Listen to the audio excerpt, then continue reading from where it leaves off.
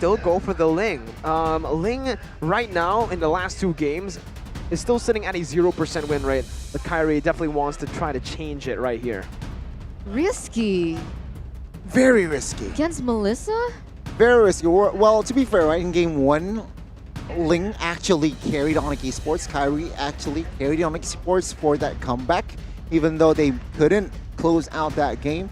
But in game 2, I mean, Ling from Sutsujin was irrelevant. And now, entering the second phase, what are they going to limit here? Should be the jungler for ONIC Esports. They should be banning towards the jungle, and that is what they are opting to do with the Julian ban. You might actually, do you want to go for the Lancelot ban, or this time does ONIC want to just leave it open? Let's contest it once again. Let's have a rematch of game 1. Well, game 1 was a Lancelot pick because there was no Joe from side of ONIC Esports. Now they have a Joe. They have someone that can crowd control that Lancelot. But EVOS also have the Diggy, right? They are going to still be able to deny that pressure from the Cho, depending on the timing, right? Between Valentina and the Diggy. So when I think about this, the Lancelot was a big factor, I think, with the way that Kyrie couldn't really land in those retributions. But actually, Claude is going to be the choice of ban for EVOS Legends, taking it away from ONIC. Targeting CW here, which is smart, sure, limiting his hero pool. But then again, he has a deep one, and if ONIC really wants to go crazy, that Chow can enter the gold lane. Against a Melissa, not a wise move, but it is an option. ONIC Esports, with their last ban, will definitely target Sutsujin once again.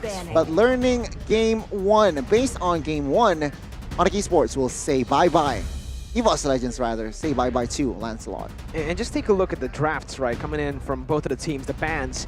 This has actually become a problem for EVOS Legends because they ban Fanny and Balman. On Esports say, you know what? We'll pick up the Ling. That's a hero that Sutsujin likes to play. We ban out the Akai, Julian, and Lancelot. And now, Sutsujin is going to be forced onto a hero that we've never seen him on, right? Hayabusa perhaps might be an option, but up against this ONIC Esports composition, it's a very risky pick. EVOS, they are going to take away the Selena, which is very interesting considering they already have a Diggy to kind of nullify those kind of CC. Remember, the Paquito can be flexed into the jungle for Sutsujin to take. You're right. They may be trying to force him onto that, but even if that is the case, a Ling against the Paquito, I don't know. It seems difficult for the Ling, but we do have a comment from Keyboy. Give the best, prepare the strategy, and don't forget the map. Ooh. Throwing some shade over to EVOS Legends, who have it. lost 3 times because of a backdoor. 2 times to Kabuki, 1 time to minions. Yikes. Okay. Last 2 picks from side of EVOS Legends here. With that Masha added in the composition of ONIC Esports, Melissa needs to really save his ultimate, right? His go away. I have a question. Is the go away considered CC? Technically, it's not. Very small, perhaps. No, but is it CC? No. Like, can it be taken away with the time, with the ultimate from Diggy? Oh, that's actually a good question now. We'll have to see, actually. I haven't seen that interaction. We'll see how that interaction works out, actually, because, oh my god. Ooh, what? This is a very good pick by EVOS Legends, actually. They're going for a full front-to-back composition. With the go-away, with Barats, this is such a solid front-to-back composition for EVOS Legends, and it will be the Barats in the jungle, I believe. ONIC Esports, they're going to have to find something else. They go for the Lilia. Ooh. Right now, honestly, I feel like EVOS Legends have the Lilia gold lane. Gold lane. Lilia gold lane. Exactly. Oh, wait. Okay. CW knows it, right? He plays Melissa a lot. He knows how to counter to Melissa when the Claude is banned out. I love it. Let's see. Okay, this is... I'm not sure how I feel about this. Lilia in the gold lane. Sure, she might have a good time in that early game because, of course, the Melissa needs more time to get those integral items, but in the late game, ONIC, they don't really have any heroes to be able to secure that position. So all their eggs in that mid point, I believe, without any source of DPS. That's the big question right now, ladies and gentlemen, for the draft that happens set. Which one has the better draft? Is it EVOS Legends with a very uncharacteristic front-to-back composition with the Barats in the jungle? Or is it ONIC with their comfort going in for the crazy dives? Ladies and gentlemen, let's get into the final game. Game number 3, EVOS Legends versus ONIC Esports. Waiting here, folks. Let's watch the conclusion between the EVOS Legends again, ONIC Esports, the Rumble in the jungle. I do want to add this though, Jin on the Barats. Quite surprising, but then again, perhaps the hero pools, his hero pools are that limited.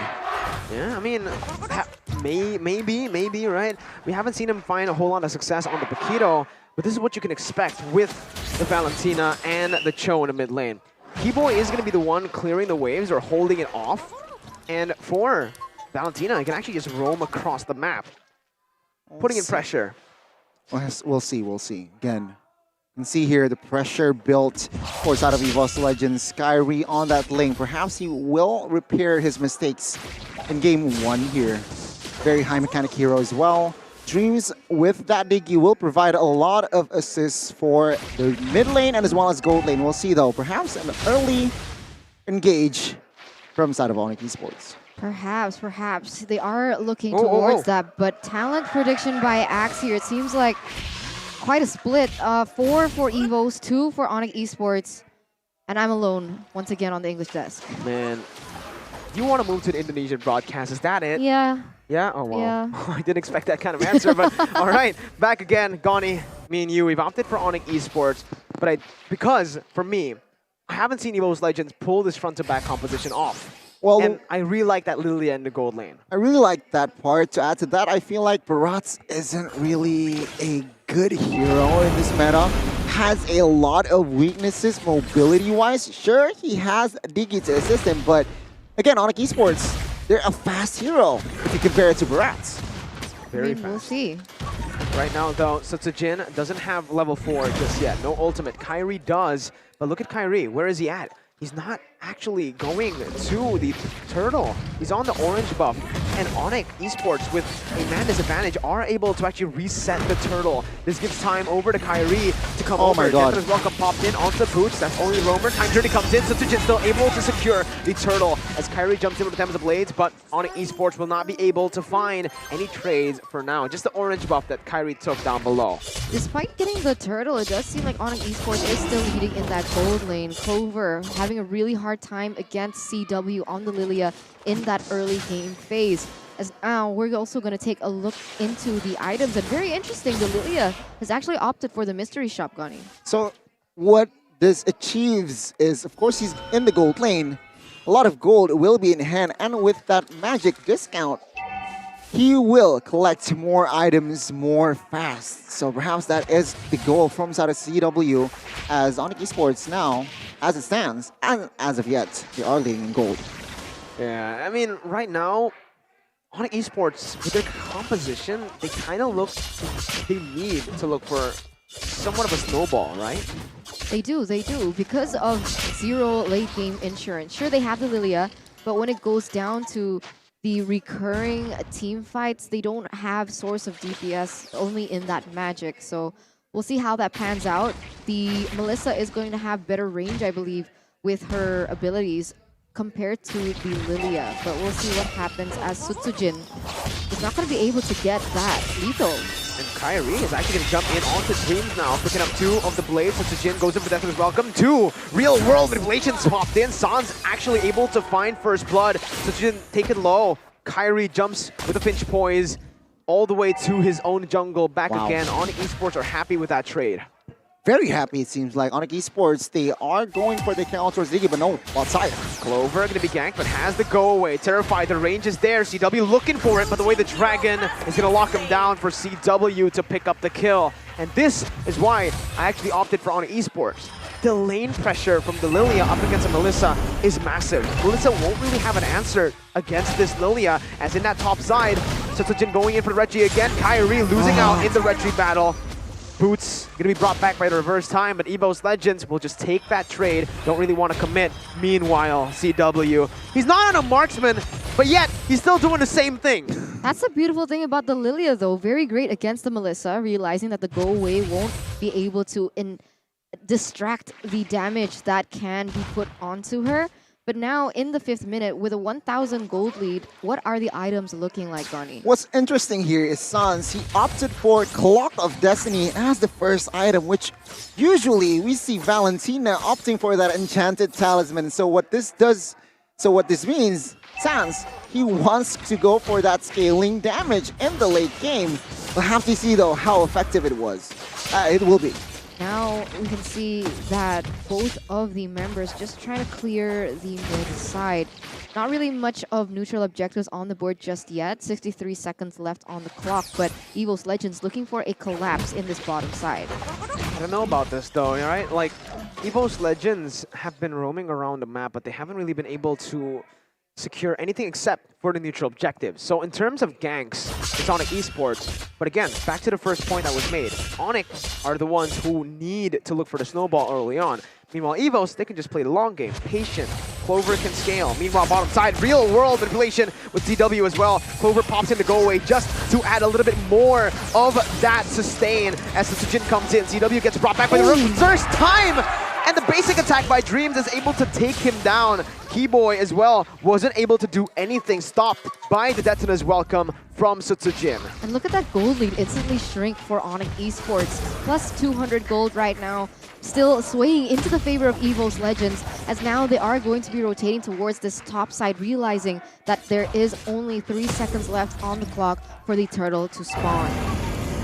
Turtle spawn here, it seems like Sutsujin is already in that area, but Kyrie looks for the mirror play outside. Yeah, he's just going to go for it. Clover not going to be able to survive this one. A good dive by ONIC Esports, but it's the turtle again secured by EVOS Legends. 2 turtles to their name by Samsung Galaxy A Series. I gotta say here, the retribution game from Sutsujin in this series has been so on point. From game 1 to game 2 and now game 3, it seems like his retribution is undefeated. Yeah, and even here, right, Keyboy is going to be brought back. Definite's welcome actually used up. Sutsujin going to be able to pin Keyboy down, and that's a time journey by Sans. And good flicker by Keyboy. Ooh, this game is intense. Man. 300 gold lead only for ONIC, the team who needs to get that snowball going. It really is, and so far ONIC Esports still going to be able to get a tower in that bottom side due to that losing lane that we discussed earlier. 500 has been the goal that they have been successfully able to establish, but unfortunately, Melissa's having a really hard time. Should she not trade towards the top side? I don't know, not yet. Well, it's clear that in bot side, he has less space to work with. But then again, top side, it seems like just a duel between Pakiro and as well as Masha. The camera hasn't shifted to their side, it's clear. Now though, ONIC Esports looks for a play on towards Pendragon. We notice Pendragon's there. Wow, good read by Keyboy. No hesitation whatsoever. Pendragon with a knockout strike though, able to survive for a bit before Boots comes in with a thunderclap to pick up the kill. ONIC Esports finally able to crack that top side turret. And now their goal, their sights are set into the mid lane. But remember here, Clover, with the help of Diggy, will be able to get the tower in that bottom side. So trades are happening, but Kyrie very quick to the response onto that second tower for ONIC Esports. And EVOS, they just want to trade it back as well. They go straight for the bottom side. CW though doesn't want to let that happen. Goes in on the Clover with a real world inflation as well. They go in and they pick up a kill. Man, ONIC. Suddenly they pull up and they go full throttle. They're on fire here, it seems like, in game 3. 5-1 total kills. EVOS Legends again. I see now that they are starting to be more proactive in game 3. But ONIC Esports, seems like they always have a follow-up. They always have a bigger answer to follow EVOS Legends' proactiveness. And as of now, ONIC Esports, they are still holding that gold lead now, though, expanding to almost 2,000. Look at the way that they're just manipulating all 3 lanes. You can see that Kyrie, because of his extra mobility, he can do the split push. And all the other members can just start pressuring the members from EVOS Legends, and it's just so beautiful to watch the way that they're able to control the map. As now, ONIC, they're looking to get this first Lord. Let's see, again, it's already down to half HP. History and the trend is Sotojin winning out in the Reggie battles, but Kyrie jumps in. Don't want to leave it to chance. Sans actually flickering out with the way the Dragon plays on the Pendragon. It's going to be a killing spree picked up. Sans and Keyboy are low though, and ONIC Esports, they won't be able to do any more. They'll just be happy with the kill, and they'll have to back off for now. A very good cover from Keyboy there, assisting the member from side of ONIC Esports, and one member, and that is Pendragon, who will suffer the takedown. As of now, again, one thing that I do want to mention, Kyrie was from the MPL PH, and the MPL PH was the Brats was so popular in that MPL PH, so perhaps he knows how to go up against the Brats. Good zone by Keyboy, as Kyrie is able to finish the Lord for free, no contest whatsoever. And EVOS Legends now are going to be forced to back off. ONIC Esports with a 3,000 gold lead. Now, in the mid-game, with their power spikes, they need to grasp onto this. If EVOS Legends are able to win just one fight, it actually might be turned back to EVOS' favor. There is that possibility, but right now, you can see Kyrie already 2 levels, now 1 level ahead of Sotojin. So even if they want to go for that contest, Kyrie would have had a better chance, even despite the zoning coming in from Keyboy. You can see the pressure from ONIC once again. They're picking up the tempo. They know their power spikes. They know their winning conditions. And they're trying to execute that here with this Lord push. Good angle on that real-world manipulation. Sotojin able to cancel it out, but it's a bit late, and it baits out the Definite's welcome. CW went in deep, and Kyrie now jumped onto Sotojin, who is not going to be able to escape from this one. Will be, actually, but 2 ultimates were burnt up. ONIC Esports will be able to use that to find more turrets in the mid lane and the bottom side as well. They're going for it. They're going for it. ONIC Esports now onto that mid side. You can see that the bottom lane is also going to fall. And once again, ONIC Esports with the Lord push. Only the inhibitor turrets are left for EVOS Legends in the 11th minute. Windtalker, Berserker Fury, Endless Battle, and Kyrie goes instantly towards BOD. Very aggressive build here, and for a reason. They are now ahead. They, of course, do not want to lose momentum. Lilia on the other side. Chanty Talisman, Ice Queen 1, and as well as Genius 1. Of course, Valentina here will go for that Holy Crystal, I believe, next. So expect a balance and huge output from the magical and as well as physical here from side of ONIC Esports. Meanwhile, if you take a look at the left side, EVOS Legends, they need defensive items. They are forced to build defensive items to just withstand the damage output that is given from the side of ONIC Esports. 6,000 gold lead here, Gani. You can see the difference in items as well as, once again, ONIC going for the invade in the jungle, denying any resources available for EVOS Legends to take. You can even see that the lanes have been kind of frozen here. Yeah. EVOS Legends, they have to go out of their base, and this is basically a trap for ONIC Esports to look for a pickoff. ONIC Esports aren't letting EVOS Legends grab a thing, not even in their own jungle. But you guys can certainly grab food right now, as we are 20 seconds away from a contest. You guys can go use the promo code grb.co/MPL, get a 90% discount with your order, or just scan the QR code for a simple way. grb.co/MPL, folks. Check it out. But yeah, back to the game here. EVOS Legends, they're winning. Well, not winning. They just hope that ONIC Esports make a huge blunder. And I do mean a huge one. If and only if that ever to happen, ONIC EVOS Legends, it's gonna be very hard for them to find a small opening to turn this game around. Real-time win probability favors ONIC by 66% as EVOS Legends are looking for a contest here. CW's Black Shoes popped in, traded in for the real-world manipulation. Looking at that, honestly, I feel like the real-world manipulation has a little bit more value as Keyboy jumps in with the way the Dragon isn't able to really find anything. Sotojin gets the Definite welcome as Boots is able to disrupt that back line. Sotojin isolated from the other members as Kyrie goes in deep, securing the kill, goes over the Tempest of Blades as well. Over to Clover. Oh my god, Kyrie going wild. One more there. Taz is able to get out just barely with the sprint. ONIC get another 2 for 0.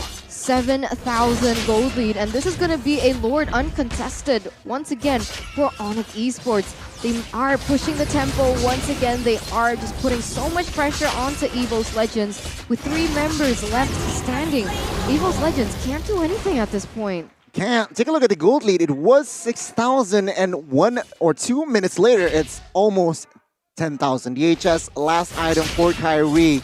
Again, aggressive build. He wants to go up close and personal here with the members of EVOS Legends. And there you go, the build. ONIC Esports still, again, Keyboy on this show, providing a lot of utility, providing a lot of crowd control.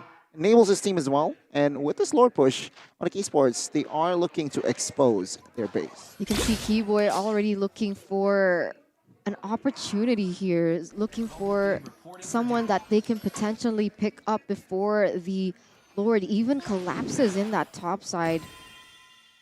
And we mentioned this one thing, right? Before the drafts, actually, EVOS Legends were playing a bit too reactively. No proactive movements on the map.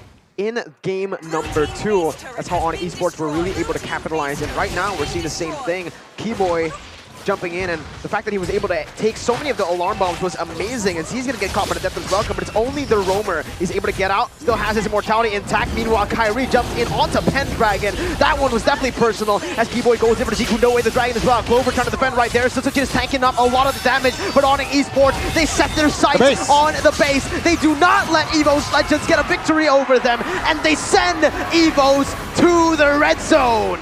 Reverse sweep here for ONIC Esports, solidifying their position in the upper brackets for the playoffs. And man, that was a dominant reverse sweep as well. 2 games in a row, EVOS Legends were not able to do anything with the composition, with the draft that was given to them. A very, very smart and sharp execution displayed by ONIC Esports. EVOS Legends, I guess you can see here the passion from ONIC's side and the emotions from EVOS as well. It's okay if you, well, there you go. For the first time in history, EVOS Legends have been sent down to the red zone. They might not be able to climb back, and that's why you see the emotions running wild on the viewers, on the audience right here. But for ONIC, there are emotions displayed, but it's the opposite. Happy, dancing, rejoicing after a victorious moment for the squad. They send themselves up for number 1 in the standings, securing upper brackets for sure. Man, after 10 seasons, EVOS in the red zone. And this is insane, right? Very uncanny, because EVOS Legends were the half-season champions. They were number 1 in the standings in leg number